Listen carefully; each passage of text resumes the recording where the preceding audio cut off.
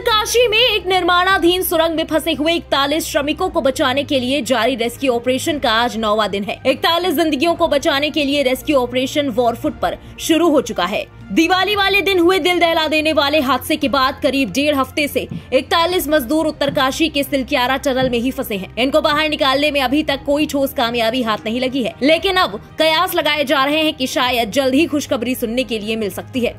जी हाँ, दरअसल अब सिलक्यारा टनल के ठीक ऊपर वर्टिकल टनल के बोरिंग के लिए सड़क बनाने का काम युद्ध स्तर पर शुरू हो गया है। टनल के ऊपर से 2 स्क्रैप टनल बनाई जाएंगी। इस पहाड़ के ठीक नीचे वो टनल है और अब इस पहाड़ को काटकर इस पर टनल बनाई जा रही है। एनडीआरएफ और एसडीआरएफ 24 घंटे इन मजदूरों को सही सलामत बाहर निकालने के लिए लगातार प्रयास कर रहे हैं। वहीं अत्याधुनिक मशीनों से इस कार्य को तेज गति दी जा रही है। आपको बता दें कि उत्तरकाशी में ऑल वेदर रोड पर टूटी निर्माणाधीन टनल के अंदर 12 नवंबर से 41 मजदूर फंसे हुए हैं। इन मजदूरों को निकालने के लिए अब तक जो भी प्लान और ऑपरेशन किए गए वो कंप्लीट नहीं हो पाए। यहाँ पर सबसे बड़ी चुनौती उस मलबे से निपटने की है जो रुक रुक कर सुरंग के अंदर गिर रहा है। अब केंद्रीय मंत्री नितिन गडकरी ने भरोसा जताया है कि मजदूरों को बचाने के लिए 6 प्लान्स पर काम किया जा रहा है। आइए अब एक नजर डालते हैं उन 6 प्लान्स पर।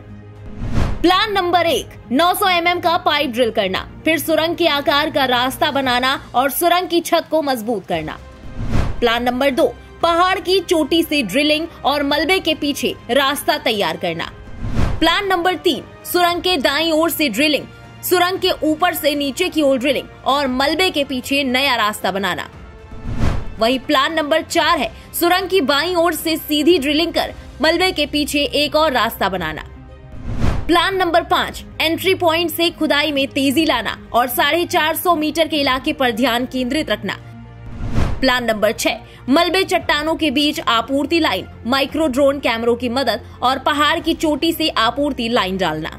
अब जरा उत्तरकाशी टनल धंसने वाले दिन से अब तक के घटनाक्रम के बारे में भी आपको बताते चलते हैं। 12 नवंबर को टनल धंसी, टनल में 41 मजदूर फंसे, रेस्क्यू ऑपरेशन शुरू हुआ, मजदूरों तक खाना पानी पहुंचाया गया। 13 नवंबर को मलबे को रोकने के लिए कंक्रीट लगाया गया और 25 मीटर तक मिट्टी हटाई गई। इसके बाद 14 नवंबर को छोटी मशीन से मलबे में ड्रिल किया गया और स्टील पाइप से रेस्क्यू प्लान बना। 15 नवंबर को ऑगर ड्रिलिंग मशीन टनल में पहुंची, दिल्ली से ऑगर मशीन के पार्ट्स मंगवाए गए। फिर 16 नवंबर को ड्रिल के जरिए पाइप मलबे में डाला गया, हाई कैपेसिटी की अमेरिकी मशीन मंगवाई। 17 नवंबर को फंसे लोगों को निकालने के लिए मशीन के अंदर दोबारा ड्रिलिंग शुरू हुई। उसके बाद फिर 18 नवंबर को इंदौर से नई ऑगर मशीन एयरलिफ्ट की गई। ड्रिलिंग के दौरान फिर मलबा गिरा। 19 नवंबर को टनल के ऊपर से ड्रिलिंग करने की कोशिश की गई। एनडीआरएफ, एसडीआरएफ और बीआरओ ने मोर्चा संभाला। फिर 20 नवंबर को टनल साइट पर मशीनें पहुंची और विदेशी एक्सपर्ट से ली गई सलाह पर ऑपरेशन आगे बढ़ रहा है। सवाल ये है कि लगभग 1.5 हफ्ता गुजरने को है और अब तक मजदूर क्यों नहीं निकाले जा सके हैं। केंद्रीय सड़क एवं परिवहन मंत्री नितिन गडकरी ने साफ किया है कि हिमालय की मिट्टी कहीं चट्टानों से भरी है तो कहीं मिट्टी ही मिट्टी है, लिहाजा अब तक ऑपरेशन को पूरा नहीं किया जा सका है। पहाड़ी इलाका होने की वजह से भी रेस्क्यू ऑपरेशन में कई तरह की समस्याएं आ रही हैं, लेकिन इसके बाद भी टनल में फंसे मजदूरों तक खाने पीने समेत सभी जरूरी चीजों को समय पर पहुंचाया जा रहा है। वहीं इसी बीच पीएम नरेंद्र मोदी ने निर्माणाधीन सिलक्यारा सुरंग में जारी मजदूरों के रेस्क्यू ऑपरेशन को लेकर सोमवार को उत्तराखंड के सीएम पुष्कर सिंह धामी से फोन पर बातचीत कर अपडेट लिया है। बहरहाल सुरंग में फंसे मजदूरों समेत उनके परिवारों की धड़कनें भी बीतते वक्त के साथ तेज होती जा रही है और पूरे देश में प्रार्थनाओं का दौर जारी है कि अब जल्द से जल्द मजदूरों को सुरक्षित सुरंग से बाहर निकाल लिया जाए।